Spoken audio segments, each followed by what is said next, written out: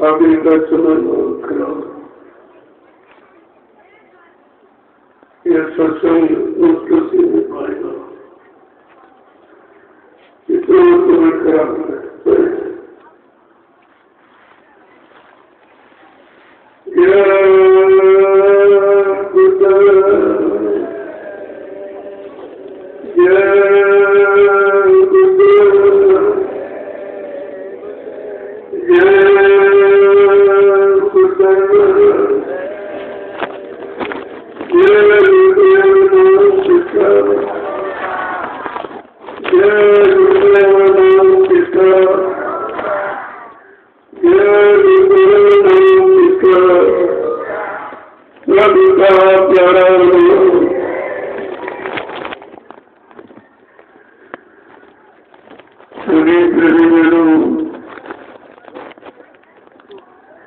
सत्संग की महिमा आता है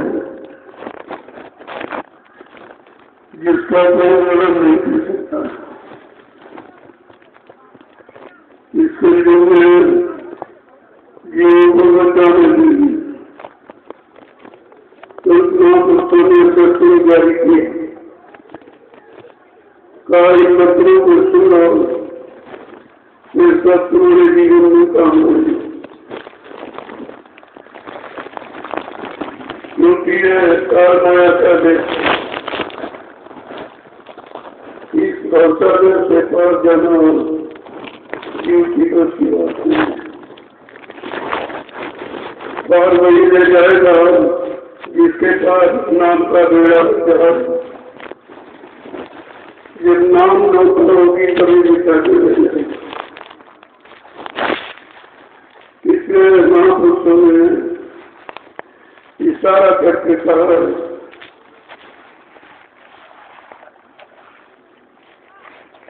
कि बिना गुरु कृपा पर ज्ञान कठिन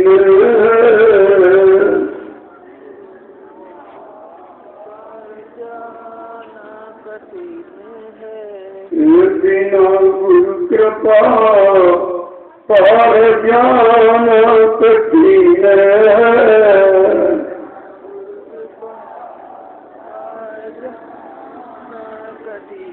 गिरते सुबहान कठिन।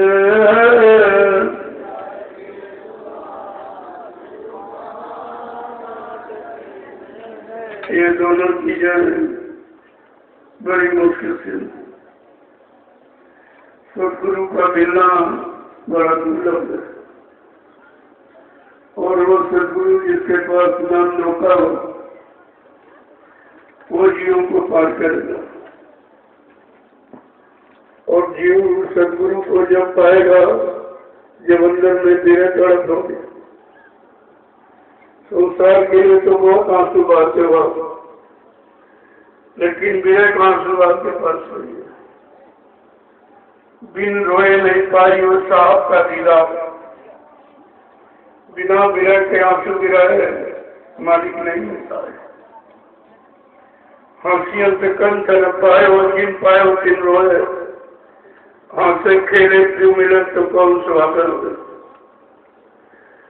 सभी महापुरुषों ने एक ही इशारा किया, जिसने पाया वो विवेक के आंसू गिराकर। मीरा ने पाया सहजो भाई, कलयुग में स्त्रियों को भी अधिकार है, अन्य युगों में अधिकार नहीं था। अन्य युगों में स्त्रियों को केवल अधिकार था नारी धर्म और नहीं दूजा पति और सास ससुर पर पूजा, केवल इतना ही था। लेकिन उस समय के पति शाकाहारी सदाचारी ब्रह्मचारी होते थे और वो साधना करते थे। तो जो करते थे स्त्री उनकी सेवा करती थी तो आधा उनको मिल जाता। शरीर इंद्रियों से किया पुण्य उसमें तो बंटवारा हो सकता, लेकिन भजन में कोई बंटवारा नहीं। जो करेगा सो पाएगा, नहीं करेगा नहीं पाएगा। इसलिए संत महापुरुषों ने नारी जाति पर कृपा कर दी कि ये भी परमात्मा को प्राप्त कर सकती है, क्योंकि संत महापुरुषों का संबंध जीवात्मा से, शरीर इंद्रियों से नहीं है।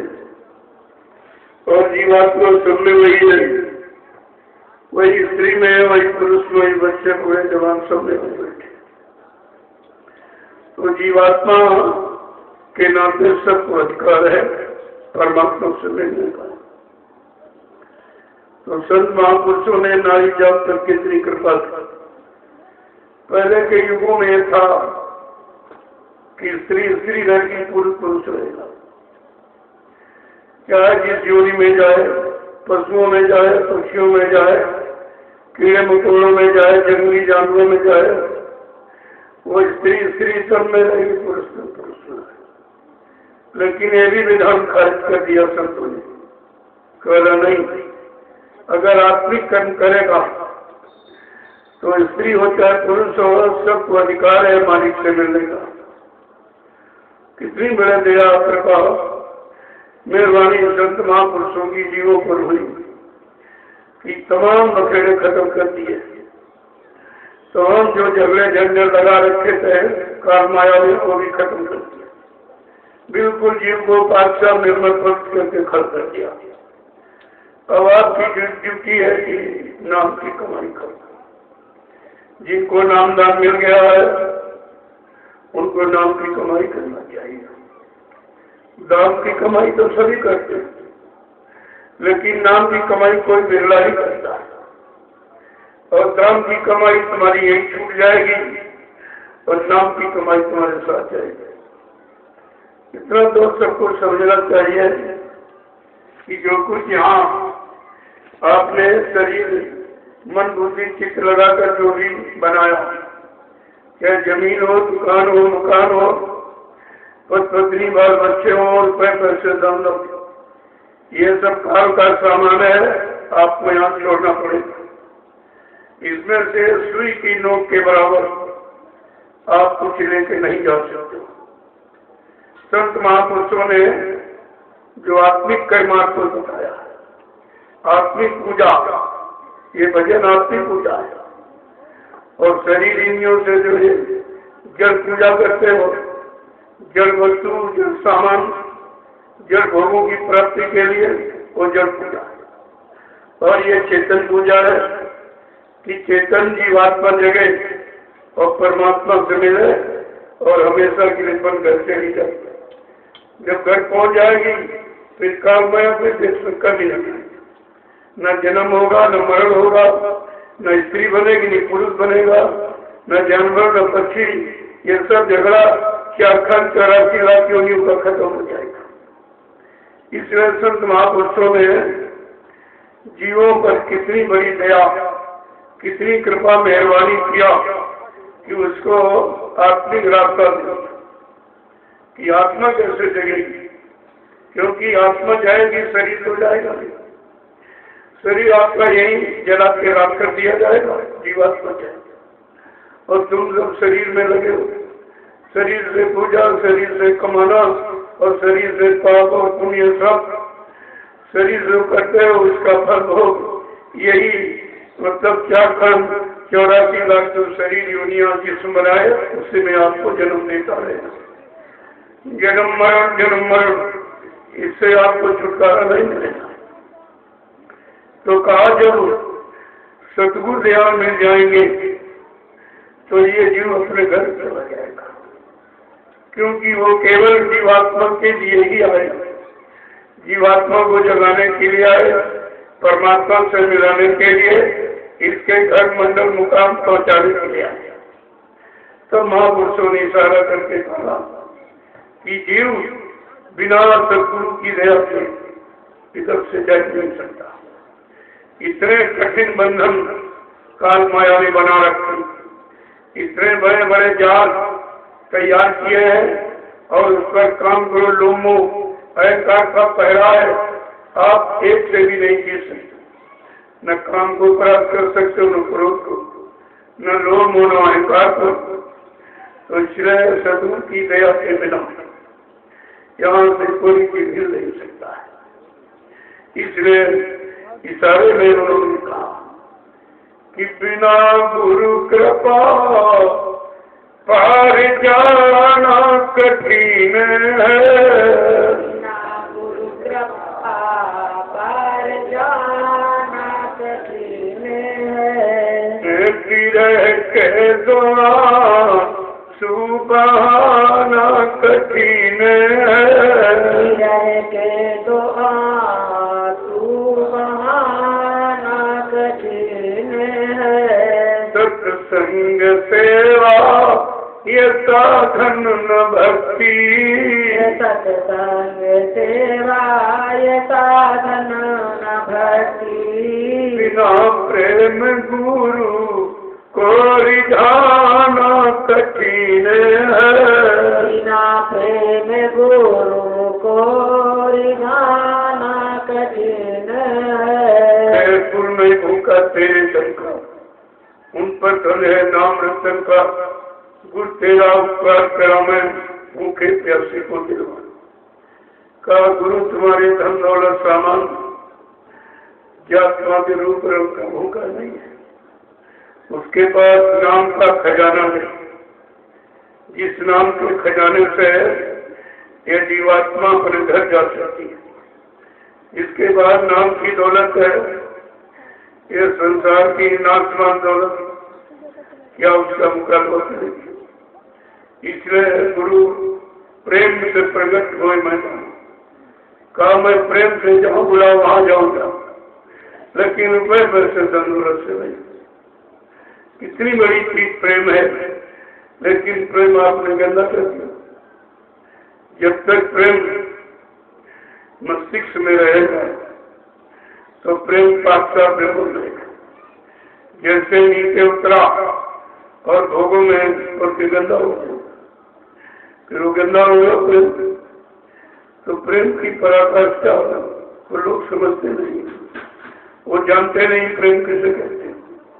प्रेम ही एक ऐसी चीज है जिससे आप सबको खुश कर सकते हो, सबको अपना बना सकते हो, सबके प्यारे बन सकते हो, लेकिन प्रेम की महिमा आप नहीं जानते।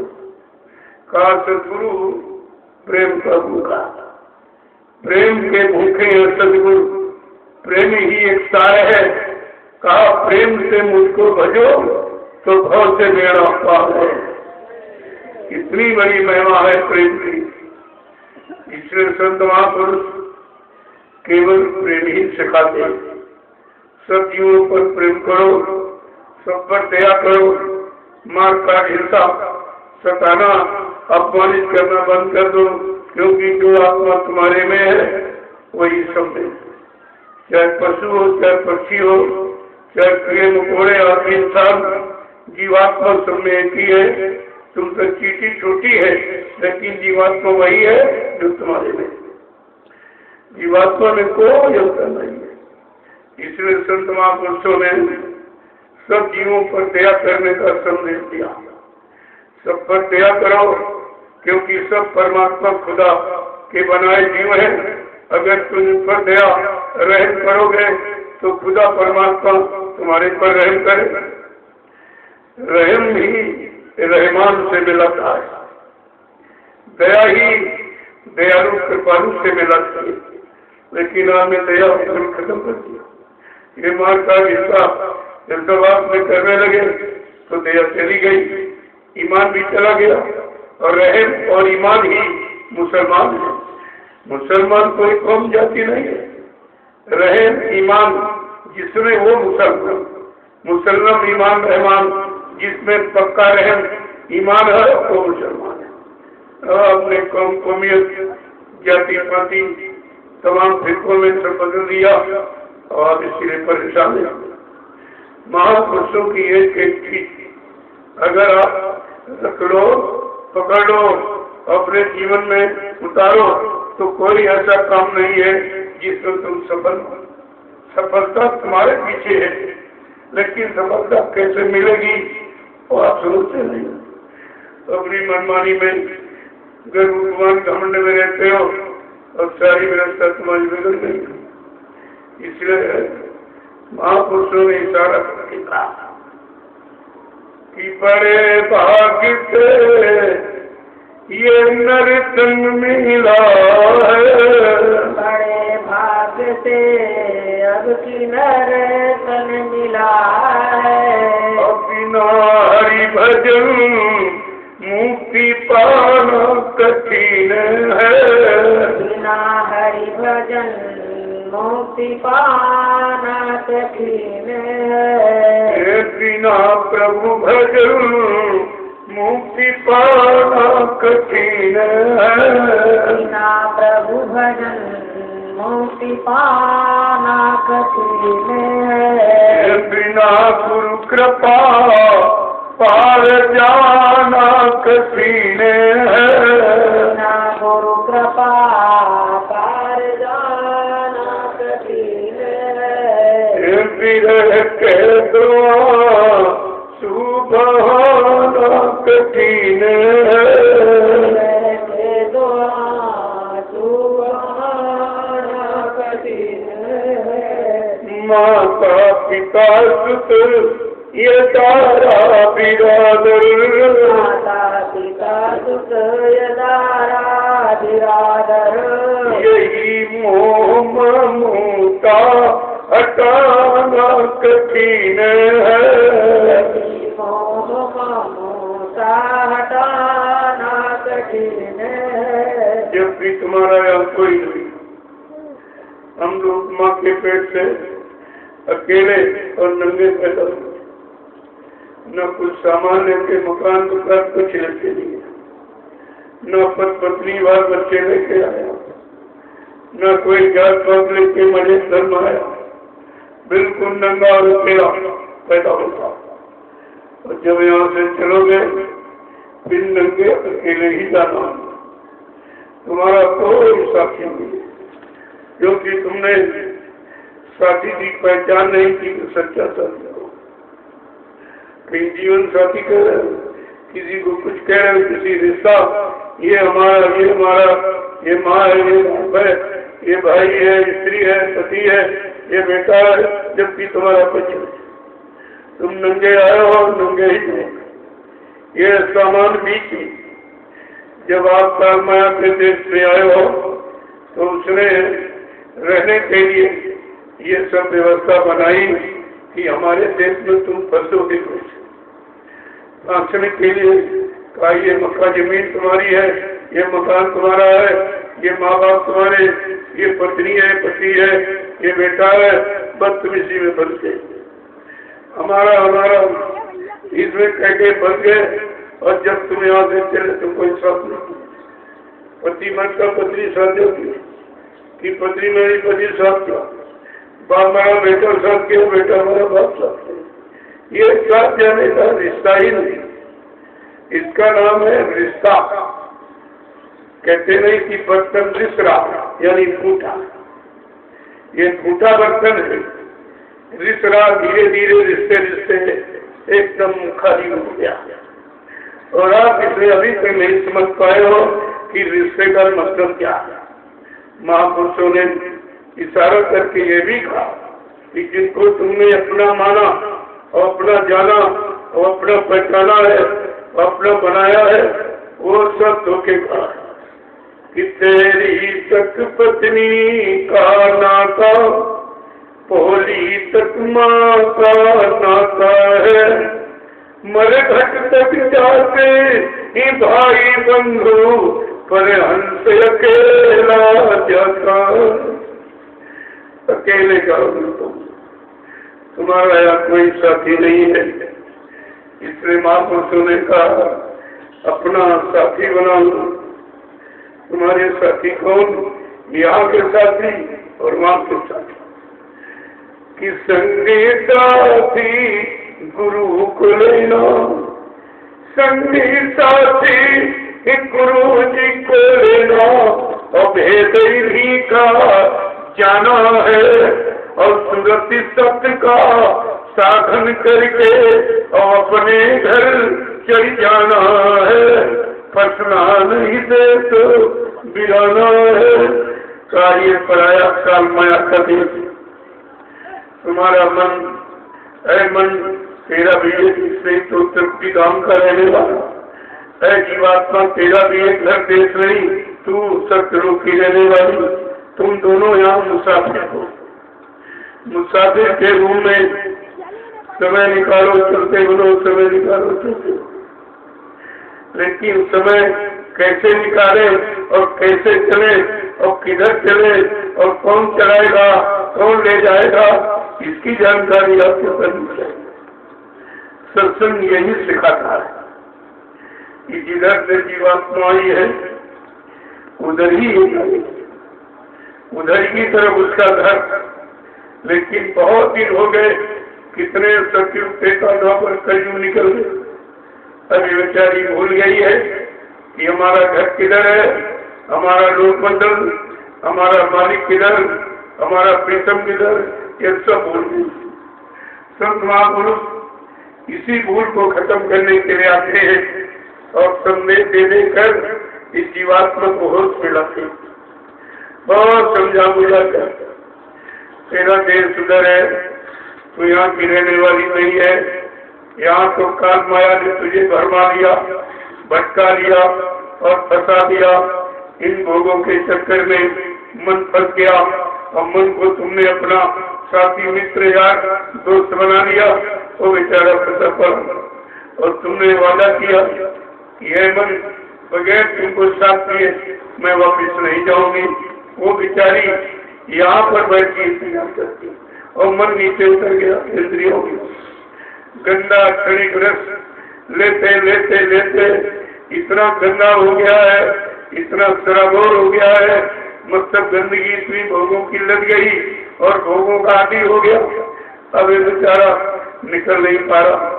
कैसे निकले, किधर निकल के जाए, सब हो सो आवाज सब खत्म हो गया, कुछ नहीं रहा।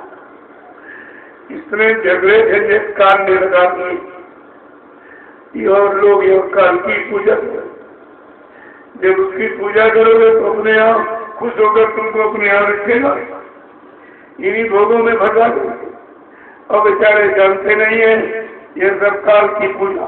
जो तुम पूजा पाठ और तीर्थ व्रत और दान हवन जब गंगा स्नान ये सब जल पूजा, ये यहाँ यही करके यही फंस जाओ। पहले करने में फंसे, जो किया उसका फल भोगने के लिए आपको आना पड़ेगा। तो ऐसे तुम्हारा छुटकारा कर दो। संत महापुरुष आए, इज्जत पूजा से आपको अलग करके चेतन पूजा किया। जीवात्मा चेतन, नाम चेतन है और जीवात्मा का घर दामोदरी चेतन है।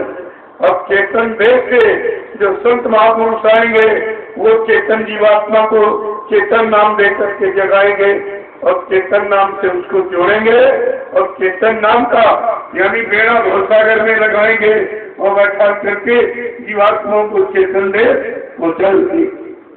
ये उनका और आपको इसीलिए कहा है कि जप तप नियम योग व्रत पाठ पूजा,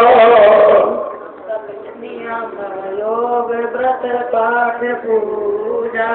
जप तप नियम योग व्रत पाठ पूजा, जप तप नियम योग व्रत पाठ पूजा।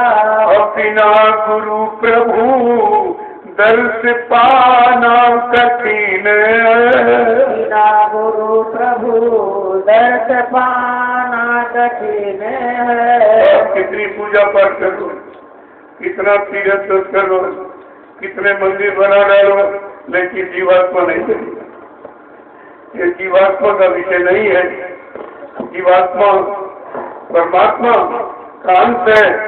जब परमात्मा के अंश है तो परमार्थी कार्य, जब आप आत्मिक कार्य कराने वाला कोई नाम भेदी, शब्द भेदी सब सदगुरु मिलेंगे और आपको आत्मिक कर्म सिखाएंगे, तब आत्मा उस कर्म को करके अपने घर जाएगा। आप शरीर इंद्रियों के काम करते, इतने दिन से जो पूजा पाठ करते उनसे पूछो कोई भगवान मिला?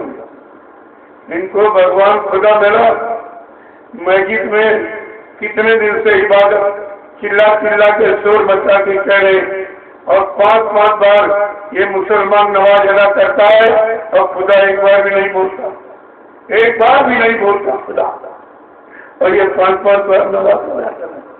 अरे भाई किसी को बुलाओ, 1-2-3 बार न बोले तो आपको शंका हो जाती कि हमसे नाराज हो गया, फिर उसकी नाराजगी का कारण उससे ढूंढते आप। लेकिन 5-5 बार नमाज अदा करने पर खुदा नहीं बोल रहा तो तुमको तो इसकी तलाश करनी चाहिए, आखिरकार खुदा नाराज क्यों है, कौन सा गुनाह कौन सा पाप हमसे हो गया। तो तुमने उन फकीरों की खोज नहीं की जिन्होंने खुदा को पाया, जो खुदा के जानबीन है। उन फकीरों के की तलाश करो, उनके कदमों में यानी मतलब सीधा और प्रणाम करो और अपने को यानी गुनाह और पाप की माफी मांगो, तो हो सकती उनकी दया कृपा मेहरबानी आप पर। लेकिन सब मनमुखी अपने मन से ईंट पत्थर की मस्जिद बना ली, अपने मन से लाउड स्पीकर लगा लगे, अपने मन से चिल्लाने लगे। अरे तुम्हारे चिल्लाने से अल्लाह में अल्लाह नहीं है, अल्लाह मचाने में अल्लाह नहीं है। अल्लाह को हक हलाल की कमाई कर खाओ, उससे मन बुद्धि चित्त आपके अच्छे रहेंगे, और फिर रूह से खुदा की इबादत करो तो खुदा मिल जाएगा। लेकिन ऐसे जैसे ऐसे इसलिए फकीरों ने तो बहुत कुछ कहा, बहुत कुछ इशारा किया, लेकिन इन लोगों ने एक बात भी नहीं की। जब हुजूर पैगंबर मोहम्मद साहब आए इसी सरजमी पर खुदा का खुदाई पैगाम लेकर, तो इन मुसलमानों ने उनको बहुत तबाह किया, बहुत परेशान किया और उनको मक्का से मदीना भगा दिया। जो खुदा का सच्चा राज यानी खुदाई का राज लेकर के आए, उनको समझा नहीं, उनको परेशान किया इतना कि मक्का से मदीना भगा दिया। अब वो अल्लाह का अल्लाह बचा, अब तुम्हारे अल्लाह बचाने से अल्लाह नहीं आएगा। उन फकीरों की कदम पोसी करो और उनका एक एक फरमान जो हुक्मनामा हम लोगों ने जारी किया उसको मद्देनजर रखकर अपने जीवन में उसको उतारिए और एक एक फरमान को मतलब यानी सच्चाई के साथ ग्रहण करो और फिर अपना जीवन उन्हीं फरमानों के अनुसार बनाओ और रूह से खुदा की इबादत करो, खुदा मिल जाएगा। लेकिन ऐसे नहीं, जिस्म की जबान की इबादत कबूल होती ही नहीं। क्यों? जबान आपने गंदी कर दिया, आपने मुर्गा खाया, बकरा खाया, अंडा खाया, शराब पिया, गाली गलौज किया, भद्दे अश्लील शब्दों का प्रयोग किया, तो जबान तो आपने गंदी कर दी और गंदगी में कोई पूजा स्वीकार नहीं हुई। रामचरित मानस में गोस्वामी महाराज ने कहा, भगवान राम ने कहा, मुझे कौन पाता है? निर्मल मन जन सो मोह पावे और मोह कपट छल न भावे। कहा जिसका मन पाक निर्मल पवित्र है वो मुझे पाएगा। न धन वाला, न बल वाला, न बुद्धि वाला, न रूप वाला, न जात वाला हमको पाएगा जिसका मन पाक निर्मल पवित्र। प्रेमी है तो सबके मन गंदे, मन में गंदगी शंका के सिवा कुछ नहीं। अपनों में शंका, पड़ोसियों में शंका, इनमें शंका और उनमें शंका। इतना शंकातुर तुम्हारा मन हो गया है, अब तुम किसी पर विश्वास नहीं करते। और बिन विश्वास में कोनो सिद्धि, बिना विश्वास के कोई काम सिद्ध होता नहीं। तो कहा इस मन को कैसे ठीक करो? शरीर में कोई घाव, कोई थोड़ा भूसी, कोई बीमारी आ जाए तो दवा दे, लेकिन मन की दवा काम नहीं। जो मन आपका खराब है उसकी दवा काम नहीं। कहा मन की दवा लेकर ही सदगुरु दयाल सत्लोक से आए हैं मृत्युलोक की, और कहा मन की दवा क्या है कि सत्संग करो और सेवा करो और भजन करो। ये अध्यात्म के 3 स्तंभ है। अगर इनको मन को पकड़ा दो ठीक हो जाएगा। सत्संग आप सुनते नहीं हो, सुनते तो भूल जाते हो, जीवन में उतारते नहीं हो, सेवा आपके बस की नहीं, क्योंकि आपने घमंड भरा हुआ। ये सेवा कैसी है? भगवान कृष्ण ने जब यज्ञ किया तो सेवा में उन्होंने अपने गुरु संदीपन जी से कहा कि गुरु महाराज हमको झाड़ू और पत्थर की सेवा दे दी। झाड़ू लगाना, पत्थर उठाना, ये मेरी सेवा होगी। इस सेवा से शारीरिक कर्म अच्छे बुरे खत्म हो जाते हैं। और आपने घमंड मैंने नैमिषारण्य में यही सेवा रखी है। आज प्रेमी हजारों की संख्या में वहाँ मिट्टी डाल रहे हैं। ये मिट्टी, मैंने कहा ये मिट्टी मत समझना, क्योंकि एक दिन तुम्हारा शरीर भी मिट्टी में मिल जाएगा, लेकिन शरीर को मिट्टी में मिलने के पहले इस मिट्टी से अपना काम कर लो कि दोबारा तुमको शरीरों में आना ही न पड़े। कितना बड़ा काम छेड़ दिया गया। नैमिषारण्य की तपोभूमि, जो 88,000 ऋषियों ने तपस्या करके उस भूमि को पवित्र कर दिया, लेकिन उस पर कोई आज तक परमार्थी कार्य नहीं हुआ। उस परमार्थी कार्य को करने के लिए ये अनुष्ठान किया गया, अपनी इच्छा से नहीं, ये मालिक के आदेश हुआ। जो आदेश देते मैं वही करता हूँ। मैं परीक्षा से न कुछ बोलता हूँ न कुछ करता हूँ। जो उनका आदेश हुक्म होता है मैं उसी का पालन करता हूँ। और आपसे भी कहते आप भी पालन कीजिए, आपको भी लाभ मिलेगा। शारीरिक लाभ, कोई बीमारी, कोई दर्द शरीर में हो, आप नियमित चलिए और मिट्टी की सेवा में लग जाइए, ये सब दर्द बिना दवा के खत्म हो जाएगा। हजारों प्रेमी इतनी दया कि ये शरीर में ये दर्द तो नहीं कुछ। एक निशाना बना लो, मिट्टी की सेवा। और ये वो सेवा है, ये मिट्टी उस आध्यात्मिक आश्रम जो यानी सतगुरु धाम जो बनेगा, नैमिक धाम में सतगुरु धाम की स्थापना होने जा रही है। और सतगुरु धाम इसी तुम्हारी ये मिट्टी नींव है, इसी नींव पर वो बनेगा जिससे भविष्य में आने वाले करोड़ों लाभ उठाएंगे। वो करोड़ों लोगों का लाभ तुम्हारे खाते में आएगा। छोटा मोटा काम हुआ नहीं। अब ये किसी की समझ में नहीं आएगा कि वहाँ मिट्टी ढोते, हम बहुत बड़े आदमी हैं, हम ये वो, हम मिट्टी ढोए। अरे चलकर देखिए, बड़े बड़े डीएम एसपी एसएसपी वहाँ मिट्टी डाल रहे हैं। कहते हैं ऐसा हमारा सौभाग्य कहाँ होगा जो हमें आदेश पालन मिलेगा। इतना बड़ा काम नैमिषारण्य की तपोभूमि पर हो रहा है, जो आगे आने वाले भविष्य में करोड़ों लोग उससे लाभ उठाएंगे। छोटी मोटी चीज की स्थापना नहीं है, बहुत बड़ी भूमिका है। लेकिन समझो कि कैसे जब आप पहुंचोगे कभी, हमसे जो कोई कुत्ता बीमारी आ गई, भूत प्रेत नहीं छोड़ा, नहीं चलिए झंडा खड़ा हुआ, आप परिक्रमा कीजिए, हमेशा के लिए भूत प्रेत चला जाएगा। हाँ ये है, बहुत पुराना होगा तो धीरे धीरे जाएगा। एक बार की कहा नहीं हमारा भूत उतार दीजिए, हमने भूत तो उतार दूंगा, लेकिन ये भूत तुमको लेके चला जाए। फिर बात में मत कहना हमारा शरीर टूट गया। इसलिए धीरे धीरे जाने का आया है। जब तुम क्योंकि भूत प्रेत भी अच्छे सच्चे परिवारों में ही आते हैं। सबको सच्चाई अच्छाई चाहिए, क्योंकि भूतों को भी इच्छा है कि सत्संगी परिवार में जाएंगे तो सत्संग में ये जाएगा, हमको सत्संग में जाने का मौका मिलेगा। हम वहाँ सत्संग सुनेंगे, जब झंडे की परिक्रमा करेगा हम भी परिक्रमा करेंगे, जब ये सेवा करेगा हम भी सेवा करेंगे। हमारे धीरे धीरे मेरी योनि बदल जाएगी। इसलिए प्रेमी अच्छी जगह सभी लोग जाते हैं, तो भूत प्रेत सत्संगी परिवार में ज्यादा आएंगे, क्योंकि उनको लाभ वहीं से मिलेगा।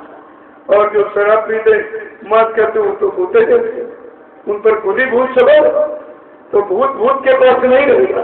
भूत तो अच्छी जगह रहेगा जहाँ उसको शांति मिलेगी, सुकून मिलेगा।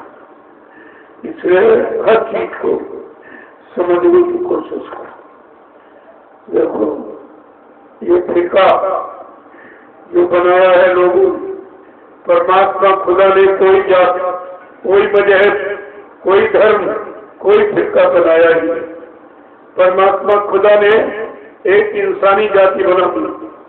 अब तुम उस इंसान को चाहे हिंदू कह लो, चाहे मुसलमान कह लो, चाहे सिख ईसाई कह लो, ब्राह्मण क्षत्रिय वैश्य सर्जन कह लो, या छोटा बड़ा गरीब अमीर कह लो, या स्त्री पुरुष कह लो, लेकिन खुदा ने कोई जाति नहीं बनाई। और वैसे भी मानव के नाते हमारी आपसी मानव ही जाति है, मानव एक जाति और मानव ही एक धर्म है। और मानव जातियों में एक ही जीवात्मा रूह है जो खुदा परमात्मा का जर्रा और अंश है, वो भी एक ही, और इन सबका मालिक भी एक ही। ये दो जहां वही चल रहा होगा। जहाँ दो वहां सुविधा, जहाँ दो वहां दो माने झगड़ा, वही ये सब रहता। जहाँ एक है वहां कुछ नहीं। इसीलिए सबने एकता का पाठ पढ़ाया कि सब एक ही खुदा परमात्मा की संतान हो, तुम सब एक ही हो। जब एक ही खुदा परमात्मा की संतान, तो सुनाते सब भाई तो भाई किया, लेकिन भाई भाई में ये लड़ाई, ये बीच में कहां से आ गई? यही फिरका है, यही सब मतलब मजहब और धर्म में डालकर तुमको फिरका, जबकि मजहब टूटे हुए सिरों को जोड़ता है। और तुम्हारा मजहब लड़ाई झगड़ा शुरू, इनको मारो, हिंदू मारो, मुसलमान मारो, सिख मारो, ईसाई मारो, हिंदू मारो, गरीब मारो, अमीर मारो, ये सब बात क्या चल रहा है? ये क्या है? ये क्या है? जब तक फकीरों के पास नहीं जाओगे, संतों के पास नहीं जाओगे, आपको यहाँ की कोई चीज समझ में नहीं आएगी और कोई लाभ, कोई सुकून शांति आपको मिलने वाली नहीं है। क्योंकि तुम्हारी शांति, भ्रांति, क्रांति, अशांति के बीच में फंसी पड़ी है। इसे निकालेगा तो जो वो संत वो फकीर संत, वो दूत है, वो खुदा के पैगंबर, खुदा के भेजे हुए, वो यहाँ पर आते हैं, वही तुमको खुदा से मिलने का रास्ता बताएंगे। बगैर उनकी मेहरबानी के आप वो रास्ता नहीं पा सकते। और कितना चिल्लाओ, कितना शोर मचाओ, न खुदा कभी सुनेगा, न आएगा, न कोई दया करेगा। वो तो फकीरों के जरिए, संतों के जरिए ही मिलता रहा है और मिलेगा। महापुरुषों ने इसीलिए समझा के कहा है, तुम सब परमात्मा खुदा को भूल चुके है। खुदा खुद में खुदी और खुद खुदा से दूर है। और जिसमें जितने देखता, सब में खुदा का नूर है। कहते कोई ही शरीर ऐसा नहीं है जिसमें खुदा की रूह, परमात्मा की आत्मा में बैठी। जब रूह खुदा की और आत्मा परमात्मा की बैठी, तो ये सब खुदा की रूह है। और खुदा अपनी रूह के रहने के लिए ये जिस्म जिस्मानी मैजिक आपको दी। परमात्मा ने अपनी जीवात्मा के रहने के लिए मनुष्य मंदिर बना, और इसी में रूह है, इसी में जीवात्मा बैठी। तुम्हें तो मालूम नहीं है कि रूह कहाँ बैठी है, किसने बैठाला है, कौन इस रूह को निकाल कर उधर ले जाएगा और उधर यानी मतलब दोजख और नरकों से बचा करके और खुदा के पास पहुंचा देगा। जब तक खुदा के पास नहीं पहुंचेगी रूह, तब तक इसको जिस्मों में आना बंद नहीं होगा। कभी घोड़े में, कभी गधे में, कभी गाय में, कभी भैंस में, कभी बकरी में, कभी में, आना जाना बंद नहीं होगा कभी भी।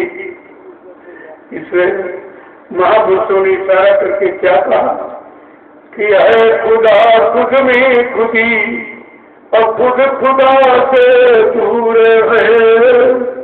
और जिसमें जितने देखता, सब में खुदा का नूर है। रहम और ईमान मिलकर ये मुसलमान जाति बनी, रहम और ईमान मिलकर ये मुसलमान जाति बनी। गर दिल से खो गया, गर दिल से खो गया, तू बन गया पीर। कहते पीर पैगंबर। अब ये पीर शब्द को भूल गए। पीर माने प्रिया, जो सबकी प्रिया और दुख को दूर करने आया। जिस जिस शरीरों में उसकी रूह बैठी है, अपनी रूह के शरीर की प्रिया और दुख तकलीफ को दूर करने आया। और तुम रूह के रहने वाले मकान को काटते हो। क्या बकरे में रूह नहीं है? क्या मुर्गे में रूह नहीं है? क्या अंडे में रूह नहीं है? कौन सा ऐसा जिस्म शरीर जिसमें खुदा की रूह नहीं बैठी है? तुम जिस्म को नहीं काट रहे हो, खुदा के यानी बनाए और रूह के मकान को खराब कर रहे हो, बर्बाद कर रहे हो। तो खुदा खुश होगा कि नहीं? जब उसके बनाए मकान को, जो रूह के रहने का मकान, उसको जब बर्बाद कर दोगे तो खुदा खुश होगा कि नाराज होगा? अब तुम खुदा की नाराजगी नहीं जानते। कैसे नाराजगी हुई है, क्यों नाराज हुआ है? तो आपसे कभी ये कभी कहा किसी फकीर ने, किसी पीर पैगंबर औलिया और मुर्शिद काबिल ने कि आपको गंदा खान पान करने की सलाह दी है, किसी जीव को मारने, काटने, हिंसा करने की सलाह दी है? ये आप कहाँ से करते हो? अपनी मनमुक्ता बयान करके। मोहम्मद साहब ने हदीस पुस्तक में, उसमें उन्होंने कहा है, हर हम मन फिर करते रहमान, ऐ परवरदिगार आलम अल्लाह ताला हम सब पर रहम कर। तुम खुदा से अपने लिए रहम मांगते हो और खुदा के जीवों पर तुमने कितना रहम किया? कितना रहम आपने किया? क्योंकि बकरा आपने बनाया नहीं, मुर्गा आपने बनाया नहीं, मछली आपने बनाई नहीं, अंडा आपने बनाया नहीं। ये सब खुदा की बनाई व्यवस्था। जब किसी की बनाई व्यवस्था को बिगाड़ोगे, वो व्यवस्था पर खुश होगा कि नाराज होगा? इतनी छोटी बात अभी तक हम नहीं समझ पाए। कह रहे हैं कि रहम और ईमान, जिसमें रहम हो, ईमान हो, वो सच्चा मुसलमान है। ओ मुसलमान कोई कौम कौमियत जात पाती का नाम नहीं है। जिसमें रहम ईमान वो मुसलमान मुंह असल, जो मुंह की निकली बात को असल माने, जो फकीरों के मुंह के निकले अर्थात बचनों को सही मान, वो है मुसलमान। तो आपने किसी तरफ से समझने का प्रयास किया ही नहीं। फकीरों के साथ बात करते नहीं हो, उनकी आप सुनते नहीं हो। तुम फकीरों में जात पात देखो कि हिंदू में आ गया, मुसलमान सिख ईसाइयों में आ गया। अरे जिस्म में आया है, वो जिस्म खुदा का बनाया है। तुम कहते हो ये मुसलमान है, शरीर को तुम कहते हो ये हिंदू है। न हिंदू न मुसलमान, खुदा ने केवल एक इंसान बना के तैयार किया है। और इंसानी शक्ल में खुदा हमेशा अपने फरिश्तों को भेजता, अपने पैगंबरों को, अपने प्रचारकों को हमेशा भेजता है। और उन्हीं के द्वारा अपना दिव्य संदेश, रूहानी तरक्की हासिल कराने वाला यानी पैगाम कलाम उन्हीं के द्वारा सबको बताता सुनाता है। और सब लोग उसको मान लो और सुन लो और चल पड़ो तो सब लोग खुदा के पास पहुंच जाओ, सबकी रूहें खुदा के पास पहुंच जाओ। लेकिन ऐसे रहम खो दिया, ईमान खत्म कर दिया तो फिर जाओगे कैसे? ये रहम ईमान ही इंसान की धरोहर है। इसी के बल पर ये यहाँ से अपनी रूह को निकाल कर खुदा के पास पहुंचा सकता। इसने कहा हर जिस्म जर्रे में खुदा ने रूह को दाखिल किया। हर जिस्म जर्रे में खुदा ने रूह को दाखिल किया। जिस जिस्म को तू काटता उसमें खुदा भरपूर है। जिस जिस्म को तू काटता उसमें खुदा भरपूर है। खुदा खुद में खुदी और खुद खुदा से दूर है, और जिस्म जितने देखता सब में खुदा का नूर है। आपको ये सब समझना चाहिए, जानना चाहिए, फकीरों के वचनों को कबूल करना चाहिए। तो आपका ये सब बिगड़ा और ये युगों युगों की मतलब यानी बिछड़ी जीवात्मा जो भटक रही है, पशुओं पक्षियों कीड़े मकोड़ों में जन्म लेकर भटक रही है, ये सब तुम्हारा खत्म हो जाएगा और रूह सीधे खुदा के पास पहुंच जाएगी अगर फकीरों के वचनों को, संत महापुरुषों के वचनों को आपने अपनाया। देखो, संत कहो चाहे फकीर कहो एक ही बात, मुर्शिद कहो गुरु कहो एक ही बात, मुरीद कहो शिष्य कहो एक ही बात, कोई अच्छा नहीं। अब आप इस बात को समझते नहीं। इसी अवसर ने आपकी कितनी दूरियां बढ़ा दी, एक दूसरे से मिलना, एक दूसरे को अपना मानना, एक दूसरे की सेवा करना, यह सब आप भूल गए, सब खत्म कर दिया। तो कम से कम इन चीजों को मानो। जब मानोगे, जानोगे, पहचानोगे, अपना काम बना लो, नहीं तो आप तो सभी फंसे पड़े। निकलने का अवसर किसी को नहीं मिला, क्योंकि जो निकालने आए वक्त मुर्शिद कामिल फकीर और संत महात्मा जब निकालने के लिए आए तो आपने उनकी बातें नहीं सुनी, न उनकी बात आपने मानी।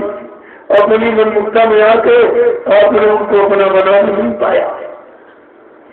देखिए, एक एक चीज को कैसे समझा के कहेंगे, कैसे क्या कैसे समझा के बचन सबके प्रति उनकी नजर में न छोटा न बड़ा, न गरीब न अमीर, न पढ़ा लिखा न अनपढ़, न स्त्री न पुरुष, न हिंदू न मुसलमान, न सिख न ईसाई, न ब्राह्मण न क्षत्रिय और वैसे हर जगह कुछ नहीं। उस नजर में कुछ भी नहीं, उस नजर में केवल एक गुरु और जीवात्मा ही दिखाई देती, बाकी उनकी दृष्टि में कुछ नहीं है। और आप उस बात का दृष्टि को जानते नहीं, समझते भी नहीं हो, समझते में नहीं। तो क्या करें? करता गुनह गुनहगार बन कर, करता गुनह गुनहगार बन कर, अंत तो जग जाएगा। दरबार हो गए इज्जत खुदा के, और तब तू क्या बतलाएगा। एक दिन ये रूह जीवात्मा जिस शरीर से निकालकर फरिश्ते यमदूत ले जाकर के उस खुदा के दरबार में पेश कर दिया। फिर खुदा पूछेगा, अरे भाई, मैंने तुम्हारे लिए पीर पैगंबर वलिया मुर्शिद कामिल फकीर साधु संत महात्माओं को भेजा, वो मेरा दिव्य संदेश देता है, वो रूहानी तरक्की हासिल कराने वाला संदेश देता है। क्या तुमने उनके वचनों को सुना नहीं? क्या माना नहीं? स्वीकार नहीं किया? अगर तूने हमारे भेजे पीर पैगंबर वलिया मुर्शिद कामिल फकीर साधु संत महात्माओं के वचन वाणी को अगर नहीं माना है तो तेरी यहाँ कोई मान्यता नहीं है। और वो जमदूतों को, फरिश्तों को आदेश देंगे कि ले जाओ इसको इस नर्क में इतने साल तक इसको जलाओ और चढ़ाओ और मारो और काटो, क्योंकि इसने मेरे बनाए तमाम जीवों को मारा काटा। और उनके मुर्दा मांस को इस जिस्मानी मस्जिद में रखा जिसमें मेरी रूह बैठी है। इसने बहुत गंदा किया, मेरी रूह को बहुत परेशान किया है गंदगी डाल डाल कर, और इसने फकीरों के वचन को नहीं माना। ले जाओ उसको इस नर्क में 1000 साल तक चलाओ चलाओ मारो काटा। प्रेमियों, ऐसे ऐसे नर्क बना रखे जिनको देख कर रूह कांपती है। और उन्हीं नरकों से बचाने के लिए संत महात्मा फकीर आते हैं और आपको वो संदेश, वो पैगाम कलाम सुनाते हैं जिससे तुम्हारी रूह दो नरकों से बचाए और खुदा के पास चली जाए, परमात्मा के पास पहुंच जाए, नरकों से छुटकारा मिल जाए। लेकिन बात समझने की है, अगर समझ में आएगी तभी तो आप समझेंगे, और ये कोई बताएगा नहीं आपको। ये चर्चा कहीं आपको नहीं मिलेगी। यहाँ तो काल की पूजा और काल देश में रहने की चर्चा की पूजा करो, पाठ करो, तीर्थ करो, व्रत करो, हवन जब देव गंगा स्नान करो, तो इसका फल क्या मिलेगा? मान मिलेगा, सम्मान मिलेगा, सम्मान मिलेगा। अगर भजन करोगे तो भगवान मिलेगा, इबादत करोगे तो खुदा मिलेगा। इसलिए यह शरीर की पूजा बंद हो जाती, आत्मा की पूजा शुरू करो। क्योंकि शरीर चाहे पूजा करो चाहे कुछ भी जला के ला कर दिया जाए, ये तो नाशवान है। तुम्हारे घर के तुम्हारे बच्चे इसको जलाएंगे, रहम दया कुछ नहीं करेंगे। जिस दिन जीवात्मा निकल जाएगी, घर के लोग कहेंगे जल्दी करो, इसको घर के बाहर ले करो, कहीं भूत बन के हमारे घर में न रहता। कोई प्रेम, कोई मोहब्बत, कोई लगाव, कोई रिश्ता से नहीं रखेगा, और उठा करके और नंगा यानी लकड़ियों में रख के और जला के राख कर देंगे, और कब्रिस्तान में गड्ढा खोद के काट देंगे। कोई रहम, कोई दया नहीं। और ये सबके साथ हो रहा, अब तुम्हारे साथ न हो, इसलिए संत महात्मा फकीरों ने आपको ये फरमान जारी किया कि रूह से खुदा की इबादत करो और आत्मा से परमात्मा का भजन करो, तो ये झगड़ा ही खत्म हो जाता। आने जाने का, जन्म मरण का ये झगड़ा ही खत्म हो जाता। देखो कितनी बड़ी बात। इसलिए कहा है कि शुक्र कर ले उस खुदा का, और जिसमें जिसने ये दिया, शुक्र कर ले उस खुदा का, और जिसमें जिसने ये दिया, और पाक रखी इस जिस्म को सबने इसे सिजदा किया। कहा इसको पाक साफ रखो, खुदा ने बना के दिया, तुमने नहीं बनाया। किसी इंसान और विज्ञान ने शरीर नहीं बनाया, ये खुदा परमात्मा की रचना है, और वो भी रचना अपनी रूह जीवात्मा के रहने के लिए बनाया, और तुम उसी को गंदा कर दिया, उसी को खराब कर दिया, उसी को मार दिया और काट दिया, परेशान कर दिया, और रूह बेचारी तड़प रही है तो खुदा की याद कर रही है, तो खुदा सख्त सजा देता। इसमें कोई मुरवत, कोई किसी तरह की क्षमा याचना नहीं होती है, और इस अंदरूनी राज को आप जानते नहीं। बिना फकीरों से, बिना संत महात्माओं के ये राज आपको कोई बता भी नहीं सकता। जो उधर जाते आते वो बताएगा, जो इधर घूमते फिरते वो यही की बात बताएगी। यही रहो अब करो मरो, अब करो मरो, अब करो मरो। ये सारा यानी कितना लंबा समय निकल जाएगा, यहाँ से निकल नहीं पाओगे। संत महात्मा फकीर ये जन्म मरण से छुटकारा दिलाने आए। न तुम यहाँ आओगे, न पैदा होगे, न मरोगे, न कोई बीमारी, न परेशानी किसी तरह की तुमको नहीं होगी, और तुम ये पाक साफ इबादत शुरू कर दो तो खुदा के पास तुम्हारी रूह पहुंच जाए, फिर झगड़े झंझट से अलग हो जाए। ऐसे प्रेमी आवागमन खत्म होता है, और तुम अपने स्वर को ये पूजा पाठ काल का हिस्सा, तुम काल की पूजा करते हो।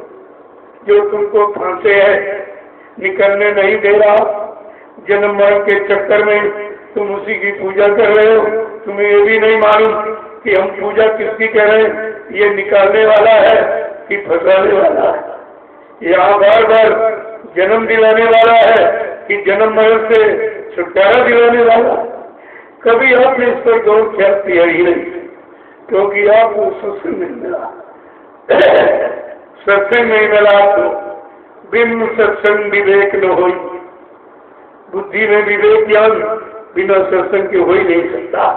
तुम कितनी किताबें पढ़ लो, क्या किताबें महात्मा बना देंगी? आप किताबें महात्मा बनाएंगी? क्या किताबें परमात्मा से मिला देंगी? अरे वो मिलाने वाले जब तक नहीं मिलेंगे तब तक आपको कोई मिला नहीं सकता। यही अज्ञानता सबसे बड़ी, जिसको तुम ज्ञान समझते हो, ये अज्ञानता है। ऐसी अज्ञानता से जब तक अलग नहीं होगे तब तक कुछ नहीं होगा। ये संतों का दरबार यहाँ के लिए लिखा है, बिना कहा पड़ जाता है, और पढ़ा लिखा बढ़ जाता है। जो कुछ नहीं जानता वो तो फट से बच्चन को पकड़ता है और नाम तो लिया और समझने लग गया। जो पढ़े लिखे आते हमने वो किताब पढ़ी, वो किताब पढ़ी, वो मैं कर्म की, इसी में जीवन चला जाता है और उनका कोई काम नहीं। संत मत गरीबी का और दीनता का मत।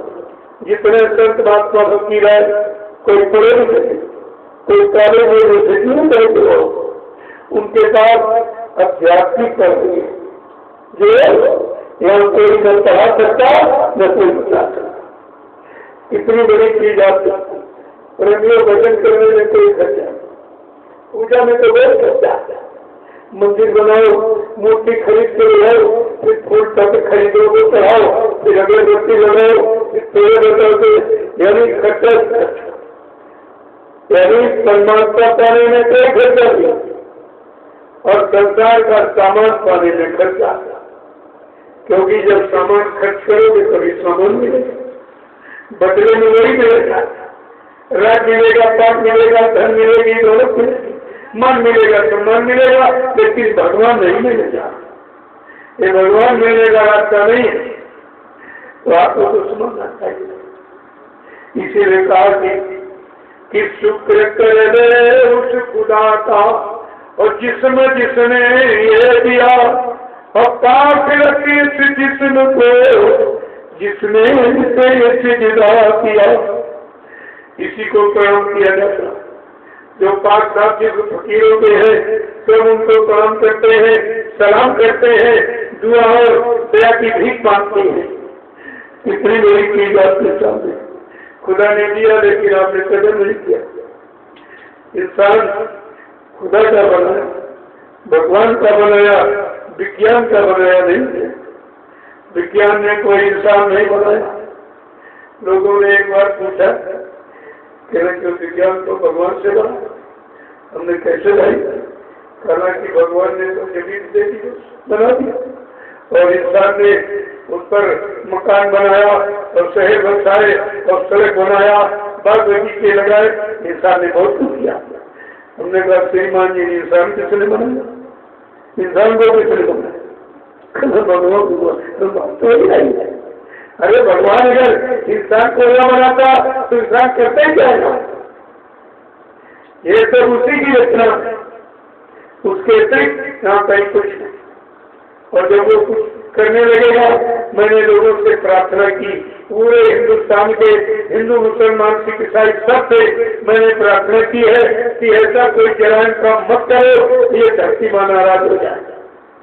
ये धरती माँ पर जीव पैदा हुई, धरती माँ ने इनको पाल पोस के अपनी गोद में तैयार किया, और तुम अगर इनको मारोगे, काटोगे और खून बहाओगे और धरती माँ अगर नाराज हो गई और करवट ले ली तो ये सब रसातल में चला जाएगा, कुछ नहीं बचेगा, कुछ नहीं बचेगा, तो रसातल में चला जाएगा। इसलिए ऐसा कोई जराइम का मत करो जिससे धरती माँ नाराज हो जाए। ये नाराज हो गई तो कुछ बचेगा से क्या नहीं। इसी को आप प्रलय कहने लगोगे, प्रलय हो गई। प्रलय हुई नहीं है, प्रलय का कारण आपने बनाया। जो मार का हिस्सा चोरी, कतलेआम, व्यभिचार, कुचाल और झूठ छल बेईमानी जो आपने किया है, इससे कुदरत नाराज हो गई। कुदरत की नाराजगी का इतिहास बड़ा ही खूंखार है, बहुत ही खून खराबे वाला है। इसीलिए आपको उनसे बचाने के लिए हम प्रयास कर रहे हैं। किसी तरह आप बचाओ, आपको कोई सजा न मिले, आपकी जीवात्मा दोजख नरकों में न जाए, तो इसी की तो आपसे प्रार्थना की जाए। मानो न मानो खुशी आपकी, हम मुसाफिर हैं, कल अपने घर जाएंगे। मानना न माना तो आपका काम, बताना कहना और रास्ता दिखाना बताना मेरा काम है, और मानना न मानना और रास्ते पर चलना ये आपका काम। फिर तो जब आप चलोगे तभी मंजिल, हजारों किलोमीटर की मंजिल धीरे धीरे चलने वाला तय कर सकता है, लेकिन अगर चलने वाला है तो वो कितनी दूर मंजिल हो ये तय करेगा।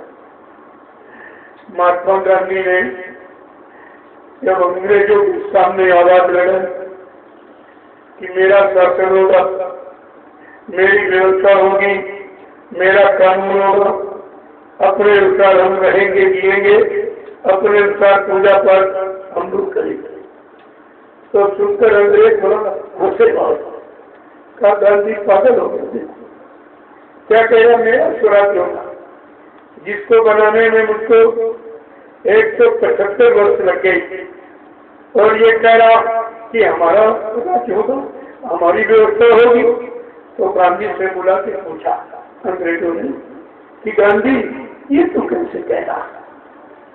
तो गांधी ने कहा one study for me, I do not like for the distancing. कहा मैं एक कदम पर विश्वास करने वाला व्यक्ति हूँ, जब एक कदम विश्वास का निकालूंगा तो ये सारी दूरी मेरे पैरों के नीचे एक दिन आ जाएगी, मैं सफलता प्राप्त करूंगा। कहा मैं एक कदम पर विश्वास करने वाला व्यक्ति हूँ। अंग्रेजों ने कहा ये धारणा, ये विश्वास, ये लगन, ये श्रद्धा ऐसी हकीकत पर होती है, अब लोग नहीं समझ पाए। तो कहा भाई जिसने शरीर की सुन दिया है शुक्र कर ले उस खुदा का, और जिसमें जिसने ये दिया और पाप के रखे इस जिस्म को, इसी को सभी ने सिद्धा किया, इसलिए तो पाक का आप जिंदगी में इबादत करते, जब मस्जिद में रहते हो कोई मुर्गा भी वहाँ खाता, वहाँ कोई अंडा फोड़ता, वहाँ कोई झूठ छत पर बेमारी की बात करता, कोई जुआ वहाँ खेलता, क्योंकि कहते हैं ये पाक साफ जगह है। अरे ईट पत्थर की पाक साफ जगह है, और जो खुदा ने जिस्मानी मस्जिद बनाई इसको निरंतर बनता है, सुबह शाम तक गंदगी के सिवा इसमें और कुछ नहीं डालते। तो बताइए आपकी इबादत कबूल होगी तो कैसे? ये सब जानकारी इसमें फकीर महात्मा किसे आते हैं, आए हैं लेके पैगाम खुदा का ये, इन फकीरों को कोई पहचाना नहीं, दे रहे हैं नसीहत ये हकीकत किए, और जिसको मुर्शिद बिना कोई माना नहीं, आए हैं लेके पैगाम खुदा का ये, इन फकीरों को कोई पहचाना नहीं, दे रहे हैं नसीहत हकीकत किए, और जिसको मुर्शिद बिना कोई माना नहीं, जिसमें जिस्मानी मस्जिद खुदा की है, और जिसमें जिस्मानी मस्जिद खुदा की है, रूह देकर इबादत सुबह शाम तू, रूह देकर इबादत सुबह शाम तू, रहम करना ये रहमान का हुक्म है, रहम करना ये रहमान का हुक्म है, और बिना इसके खुदा दर्श पाना नहीं, आए हैं लेके पैगाम खुदा का ये, इन फकीरों को कोई पहचाना नहीं, दे रहे हैं नसीहत ये हकीकत की है, और जिसको मुर्शिद बिना कोई माना नहीं। इसलिए जगा कर क्या करें, वक्त से जाग कर वक्त को जान लो, वक्त से जाग कर वक्त को जान लो, और वक्त से वक्त को अपने पहचान लो, ये गया वक्त फिर हाथ आएगा नहीं, ये गया वक्त फिर हाथ आएगा नहीं, गुरु ने सब कुछ इशारे में बतला दिया, आए हैं लेके पैगाम खुदा का ये, इन फकीरों को कोई पहचाना नहीं, दे रहे हैं नसीहत हकीकत की है, और जिसको मुर्शिद बिना कोई माना नहीं। जय गुरुदेव। खुदा का खुदाई पैगाम, परमात्मा के पाने का संदेश हमेशा संत मानते फकीरों के जरिए मिला। इसके अलावा धरती पर वो पैगाम कलाम न कोई सुना सकता है, न अपनी रूह को जीवात्मा को कोई मिला सकता है, न परमात्मा खुदा से मिला सकता है। बड़ा फकीरों को बड़ा कष्ट है जो तुम खुदा की बनाई व्यवस्था बिगाड़ रहे हो। खुदा के बनाए जीवों को मारकर हिंसा कतलेआम कर रहे हो, और उनका मोटा गंदा मांस जिस्मानी मस्जिद में जिसमें खुदा की रूह बैठी है वहाँ तुम डाल रहे हो। ये देख के फकीरों को बड़ा रोना आ रहा कि इनका क्या होगा, इनका इल्जाम प्रणाम तो होगा कि खुदा के बंदों का क्या होगा, खुदा तेरे बंदों का क्या होगा, जो शाम को न करके न सुबह करते इबादत, इन शैतानों का क्या होगा, खुदा तेरे बंदों का क्या होगा, जो रहम से है खाली, जो रहम से है खाली, इन गुनहगारों का क्या होगा, खुदा तेरे बंदों का क्या होगा।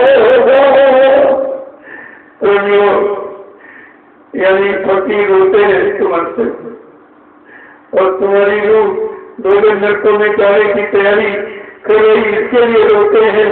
खुदा के बनाए शरीरों को मार काट रहे हो, इसके तुम्हारी नवी बेदर्दी पर रोते हैं। तुम्हारा ईमान और धर्म खत्म हो रहा है, इसके लिए रोते हैं। तुम्हारे में रहम और दया खत्म हो रही है, इसके लिए रोते। इसका परिणाम कितना खत्म हो, कितने जन्मों तक तुम दो मिनटों से निकल नहीं पाओगे। उनको इस बात का दर्द है, क्योंकि वो रूह उनकी है, जीवात्मा उनकी है, तुम्हारी नहीं है। तुम्हारे शरीर जिसमें आई, लेकिन वो उनकी है, इसकी नहीं है। अपने लिए जमीन होते, और कि तुम्हारे बच्चों को कोई मारे, कहते सताए, आपको कैसा लगेगा? क्या आपको अच्छा लगेगा? उनकी रूहें जीवात्माएं दो नरकों में जाए, वहाँ सताई पीटी जाए, क्या उनको अच्छा लगेगा? ये हमदर्दी का बयान है, हमदर्दी का, ये रहम और रहमान का संदेश है जो आपके लिए प्रचारित किया जा रहा है। तो खुदा ने खुदाई पैगाम भेजा है, तो मैं आपके सामने फरमान कर रहा हूँ कि जाओ से जाओ, अभी वक्त है गुनाहों से तू तौबा कर लो, फिर न कहना कि हमने सुना था पैगाम नहीं। अभी आपके लिए वक्त है, आप गुनाहों से माफी मांगो, गुनाहों से मुक्त करो। फकीरों के कदमों में कदम कोसी करके अपने सारे गुनाहों को चढ़ा दो, भेंट कर दो, आपको माफी मिल जाएगी। नहीं तो माफी कोई मिलने वाली नहीं है, और न कोई यह माफी कर सकता है, न किसी को माफी प्राप्त करने का अधिकार है। जय गुरुदेव, जय गुरुदेव, जय गुरुदेव, जय गुरुदेव नाम किसका, जय गुरुदेव नाम किसका, प्रभु का प्यारा नाम। जय सवेरे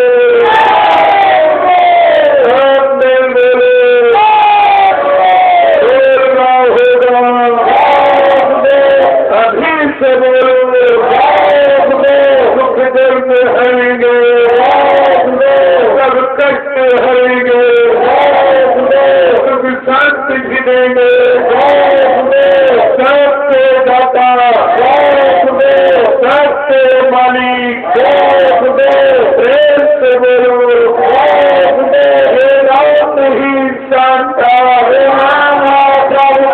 ये काम नहीं इंसान था, ये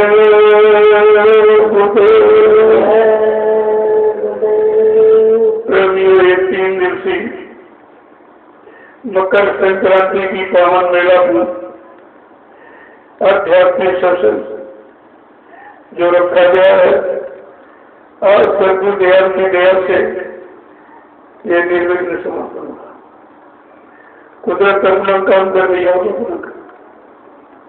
ये बरसात का महीना है। अगर बरसात रोकने की बहुत तो रुक तो सकती है, कह दिया जाए मन जाते, लेकिन ये अच्छा नहीं है कि बरसात न हो, धूप न हो, सर्दी न हो, तो ये सब्जी तो कुछ होगा, अनाज नहीं पैदा होगा। और अनाज तुम्हारा प्राण है, तुम्हारे प्राण है अनाज, अन्नदाता।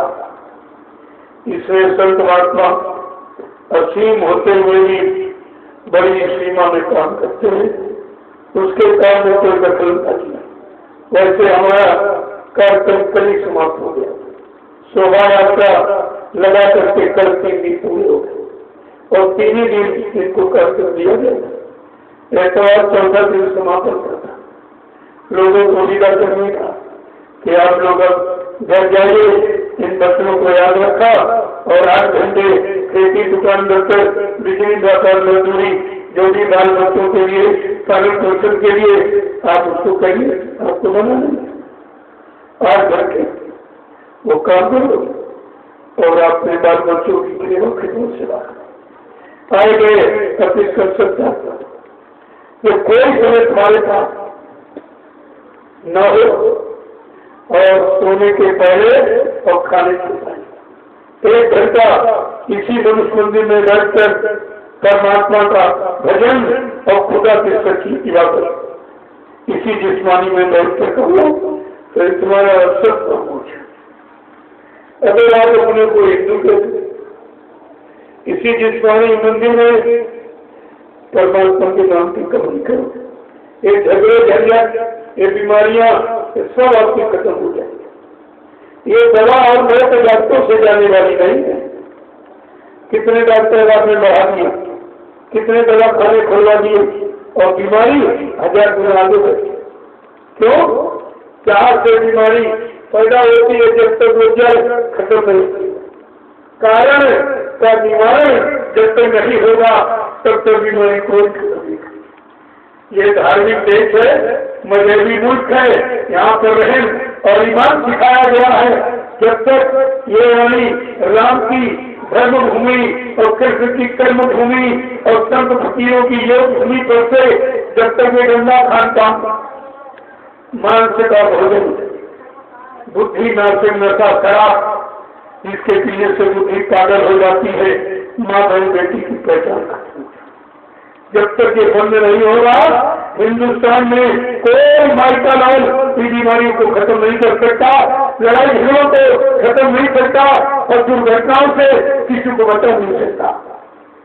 ये आपको करना पड़ेगा, चाहे कुदरत की मार खाते, चाहे ठंडियों की बात न, वो तो आपको करना पड़ेगा। बिना इसके कुछ होने वाला नहीं है। आपको ये सब समय की सलाह दी जा रही है और ये सबके हित की, सबके भले की है, इसमें कोई नुकसान आपका नहीं। आप संत महात्मा फकीर नहीं बन पाए, त्यागी तपस्वी नहीं बन पाए, धर्मात्मा नहीं बन पाए, अरे तो शाकाहारी बन जाओ, इसमें कौन सी आफत। और शाकाहारी तुम्हारा चरम से अधिकार है। जब बच्चा माँ के पेट से पैदा होता, चाहे हिंदू घर में चाहे मुसलमान घर में पैदा हो, किसी माँ ने अपने बच्चे को पैदा होने में अंडा नहीं खिलाया, बकरा नहीं खिलाया, मुर्गा मछली नहीं खिलाई। हर माँ ने अपने बच्चे को अपना दूध खिलाया। ये दूध शुद्ध शाकाहारी, तो आपको जन्म से सरकार कोई नई बात थोड़ी बताई जाएगी। जो तुम्हारा जन्म सिद्ध अधिकार है, उसी अधिकार की तरफ आपको प्रेरित किया जा रहा, आपको प्रेरणा दी जा रही है। और नहीं मानोगे तो कुदरत का सजा दे दिया, वो सजा दे दिया। इसलिए आप अपना कहते हैं आप इस तो ये आज ये कार्य सत्संग को मैं पूर्ण विराम दे रहा हूँ, क्योंकि लोग समझते थे कि आप नहीं आएंगे, मैंने कुछ नहीं बताया। मैं समय का इंतजार कर रहा था, क्योंकि अभी 3-4 घंटा बैठकर तो कन्याओं को प्रसाद दिया। अब आप समझ लीजिए 12 बजे से 4 घंटा बैठकर इनको प्रसाद और बैठकर दिया। और जैसे मतलब वहाँ वो सब मेरी तो गया सेवा। आपकी सेवा में कहो कि कल मैंने वादा किया था कि मुसलमानों के लिए कुछ कहूँगा, मैं वादे कर सकता हूँ, अपने वचन का मैं बहुत सकता हूँ, जो कहता हूँ वही करूँ। मैंने कल कहा था कि मुसलमान भाइयों के प्रति कुछ कहूँगा, ताकि ये न समझे कि हमारे लिए कुछ नहीं था।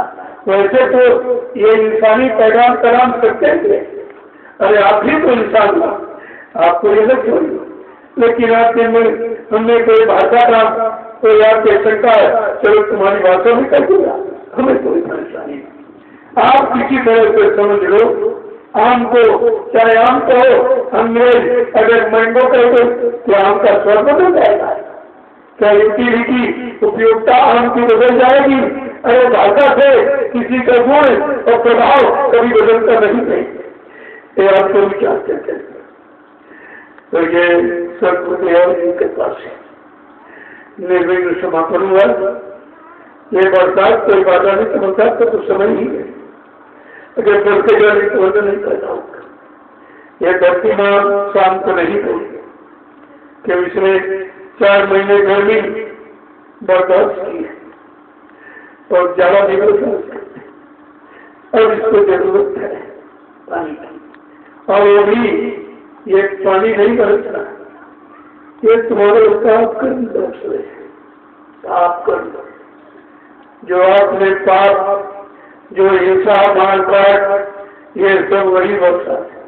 नहीं इस ऋतु में कोई पानी बरसा, इस ऋतु में कोई पानी नहीं बरसा जब तुमने अपना कोई सिद्धांत नहीं रखा। जब चाहा न सर्दी न गर्मी बरसात न कोई दिन तारीख, जब चाहा तो शराब पी ली, जब चाहा मुर्गा काट दिया और बकरा काट दिया और मछली काट दिया और न छोड़ दिया। तो ये पाप बरस रहा कि जब तुमको मांस खाना है तो अनाज की क्या जरूरत है? तुमको शराब भी पीनी है तो फिर दूध घी की क्या जरूरत है? तो कुदरत तो ऐसा कर देगी, तुम दोनों भी हो गए। अभी बरसात तो अच्छी नहीं है, बहुत बुरी है। जगह जगह फसलें खत्म हो रही है, बाकी खत्म हो जाएगी। अगर तुमने नहीं माना, नहीं स्वीकार किया, रहे मोड़ दिया, तो ये सब सफाया हो जाएगा, कुछ नहीं बचेगा।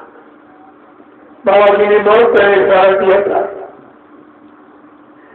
कि बड़ी बड़ी बीमारियां होंगी, एक की दवा 100 में न मिलेगी।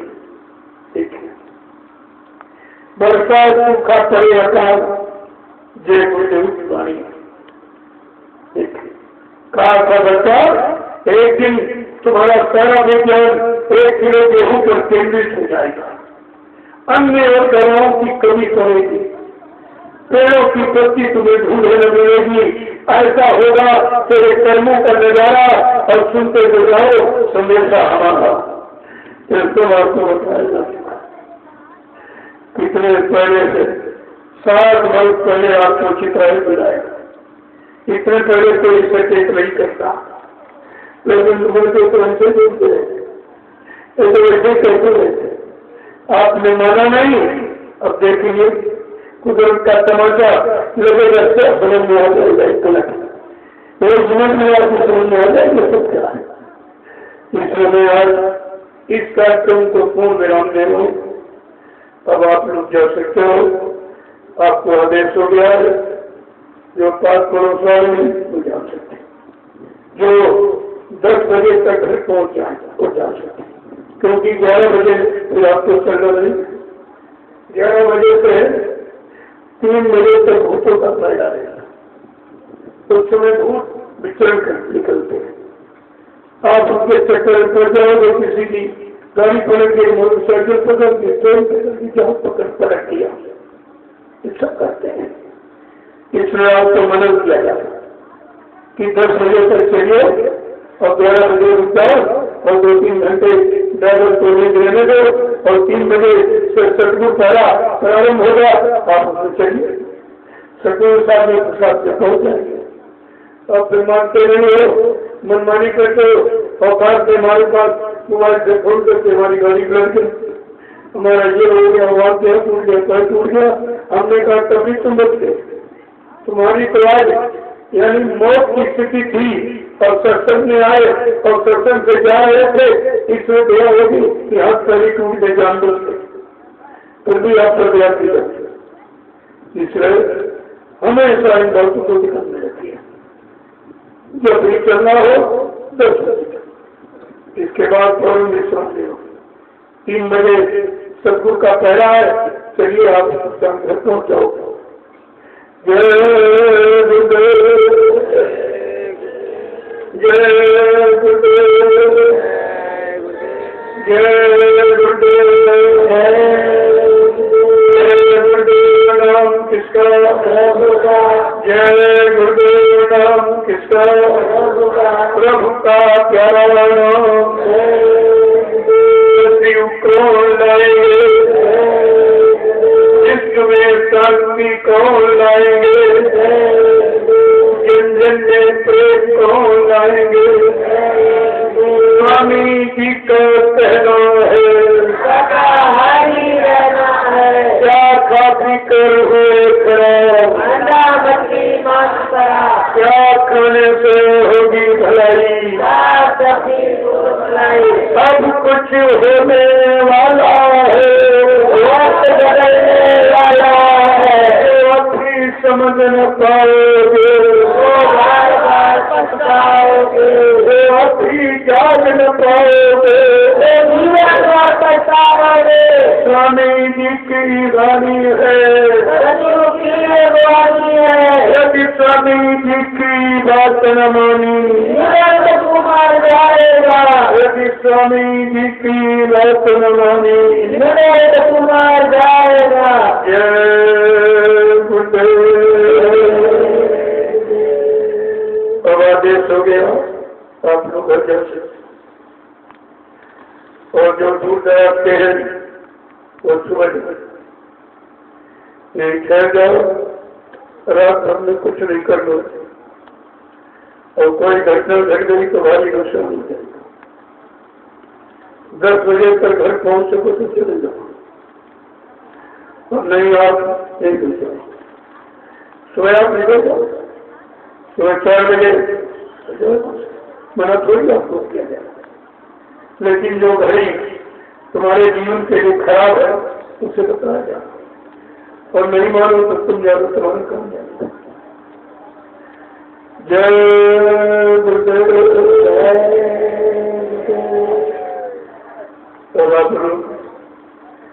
आप सबका दर्शन चलते चला गया, आपका दर्शन कर लूँ चलते चलाते, चलो कोई दया कृपा हो जाए मालिक की, अच्छा गया।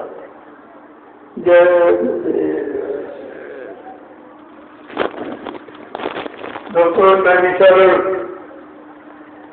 के लिए जो कोई सेवा देना चाहता हूँ, उसकी इच्छा करो, मतलब से कुछ मतलब सेवा देते ही नहीं, लेकिन जो चीज करने जा रही है वो तुम्हारे लिए, तुम अपनी जमीन बना रहे हो, अपना गुरुद्वारा बनाओगे, किसी का नहीं।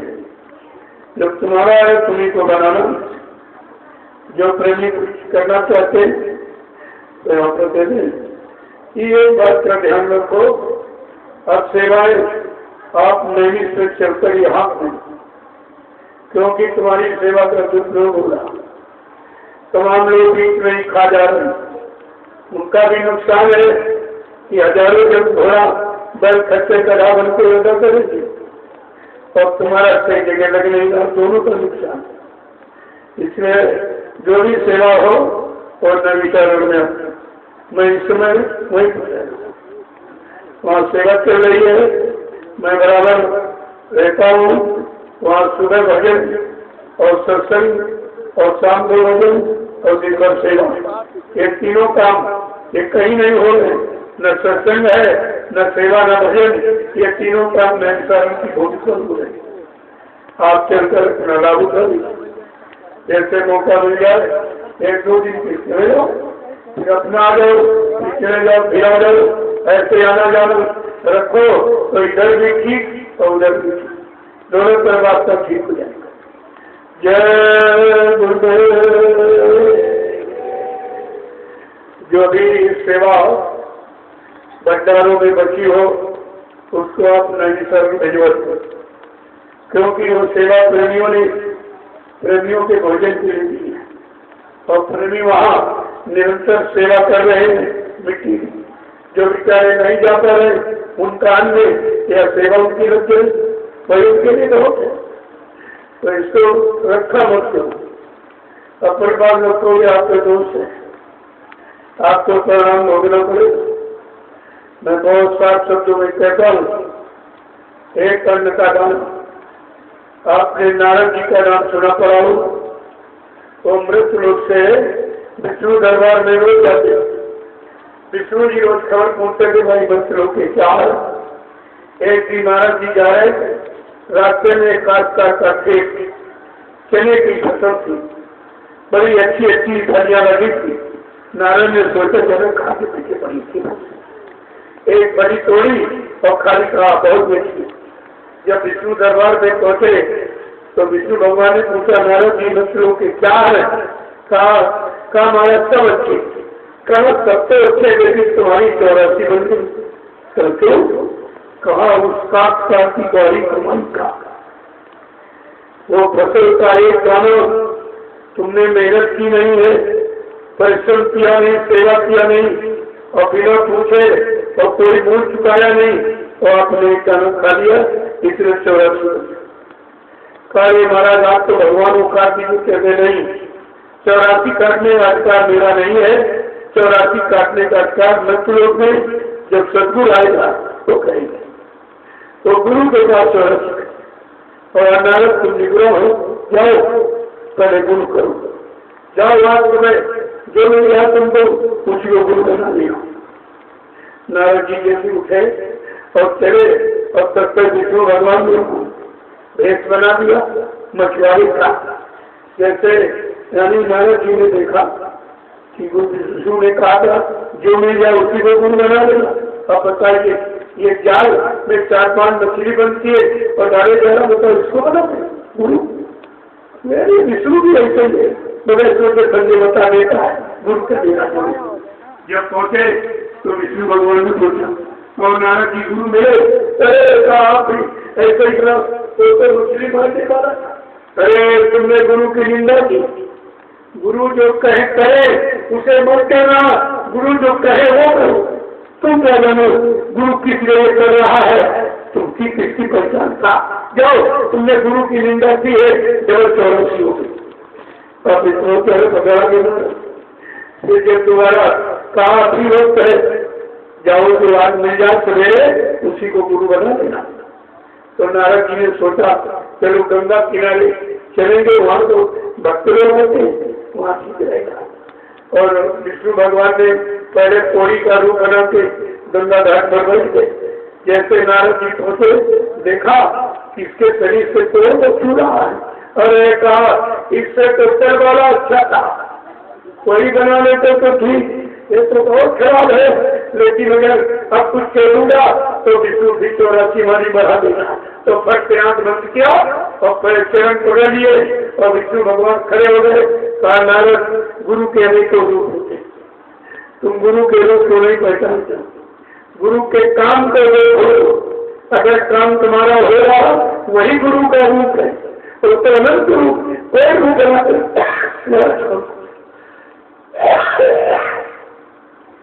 घंटे का दाना खाने में 84% कितनी अन्न की चोरी करो, प्रेमियों लगे थे हो गए, रहते अंदर के बेच गए, ये सब बेच रहे तो हमारे बहुत अच्छा नहीं है हमारे, ये समझते हैं तो दिखाई नहीं दे रहा, सुनाई नहीं दे रहा। एक बार एक ने कार्यक्रम कराया और आखिरी बनाया कि सरकार अनाज खत्म कर, मैंने कैसे कराया, वो 5 दिन का कार्यक्रम था, 3 दिन चलाया, 2 दिन रह गए तो अन्न खत्म हो, कैसे कराया, अन्न तो बहुत था, कैसे खत्म हो गया, कहीं नहीं सरकार वो खत्म हो गया। मैंने कहा तुमने जो चोरी करके ट्यूबवेल में अपने 124 बोरी रखा है तो निकाल कर लिया, बगैर उससे जाएगा, उनको इसी समय से बताओगे, सब जानते, अरे जानते सब, लेकिन कहते नहीं है, अगर कह देंगे तो कहोगे हमारा अपमान, हमारी बेइज्जती कर दी, संगत के बीच में ऐसा कर दिया, वैसा कह दिया, तो जानते समझ कहते नहीं है, लेकिन तुम उसके बहुत समझ लो, कितने दिनों में आपको लेनी पड़ेगी अन्न की अदायगी का, क्योंकि प्रेमियों ने जो अन्न दिया है वो प्रेमियों के भोजन के लिए दिया, रखने के लिए, बेचने के लिए नहीं दिया। ये अपराध आप करना बंद कर दीजिए, नहीं तो शक से कर नहीं दिया। बात समझते हैं, हमारी कान को टूट गई, हमारा हाथ को टूट गया, ये तो हो गया, वो तो हो गया, ये सब हो सकता है और ये भी रोका कुछ नहीं जाएगा। अगर नहीं मानोगे तो कुछ भी रोका नहीं रहेगा। दया का हाथ तक गया, दया हटी, दुर्घटना घटी और तुम्हारे पर कोई न कोई दुर्घटना बन जाएगी। जय गुरुदेव, जय गुरुदेव। प्रेमियों, भोजन कराना सबसे बड़ा पुण्य है। कलयुग में अन्नदान, देने को अन्नदान, लेने को सत्यनाम, करने को दीनता, डूबने को अभिमान, ये 4 सूत्री का कलयुग में है। अन्न से बढ़कर कोई दान नहीं है और तुम अन्न का दान बेच लेते हो, ये तो तुम मोटी अपराध सजा पाने का काम कर रहे हो और तुम्हारी समझ में नहीं आएगा तो सजा पा दो। बाद में हमारे पास शिकायत मत करो, मैं सुनने वाला नहीं हूँ, मैं पहले ही आपको साफ साफ बता देगा। जय गुरुदेव, जय गुरुदेव, जय गुरुदेव। राम किसका, प्रभु का प्यारा नाम, कर तुमको से सुनना दे रहा हूँ। जो लोग जाने वाले हैं घर दर्शन से, वैसे दर्शन तो हो चुका है, कल और परसों हो नहीं चुके, फिर भी लोगों की इच्छा है तो मैं कहूँ, मेरी ऐसी कोई इच्छा नहीं है, क्योंकि मेरा संबंध आपकी पैसे की सेवा से नहीं। मैंने 1 रुपया कभी न पहले न आज ये नहीं मानता, ये भीख नहीं मानता, मेरा काम नहीं है और हमको चाहिए भी नहीं। आप जबरदस्ती करके देते हो कि 1 रुपया, 2 रुपया, 150 रुपये ले लो, हमारा ये समय के गुरु के सत्य वचनों के प्रचार में लगा देना, कहते हमारे पास समय नहीं, घर व्यक्ति परिवार छोड़ के आपके साथ। हमने कहा चलो तुम्हारी ऐसी कोई श्रद्धा है तो मेरे पास आपकी दी हुई गाड़ी है, इसी में तेल डाल के हम करते, सारे हिंदुस्तान में तेल का हम करते, गुरु की हकीकत का पर्दाफाश हुआ। इन 7 वर्षों में जो भी आपने हमको 1 रुपया, 2 रुपया, 150 रुपये दिए, मैंने बहुत संभाल के रखा, क्योंकि मेरा कोई खर्चा नहीं है, मैं तो कपड़े पहनता नहीं, आपने दिए तो पहन, ये कपड़े भी आते हैं, 1 रोटी सुबह 1 शाम, 2 रोटी का खर्चा तो भी आप देते, रोटी भी आपकी खत्म, गाड़ी भी आपकी है, तो जब सब आप ही का है तो आपके काम में लगा हूँ कि जितनी जल्दी ये काम हो जाए, इसका बराबर ध्यान रखिए। और वही पैसा मैंने, क्योंकि मेरे कोई बीवी बच्चा है नहीं जो खर्चा हो, मेरा कोई बैंक बैलेंस खाता नहीं जो जमा किया हो, वही तुम्हारा 1, 2, 10, 20, 50 रुपये जो इन 4-5 सालों में लोगों ने दिया है, मैं उसको संभाल कर रखा और उसी पैसे से नदी का शहर में जमीन खरीद की। वही तुम्हारी सेवा जमीन पे लगी। आप जाके देखिए कि आपकी जमीन पर कैसी फसल खड़ी है, तो आपको कहीं नहीं मिलेगी। भंडारे के लिए पर्याप्त आलू 4 एकड़ 5 एकड़ आलू है और बराबर भंडारे में चला और तमाम सुबह पकड़ी आपको हर प्रकार की सब्जियां वहां तैयार कर दी प्रेमियों ने और भंडारे की पूरी व्यवस्था में 1 पैसा खर्च नहीं हो रहा।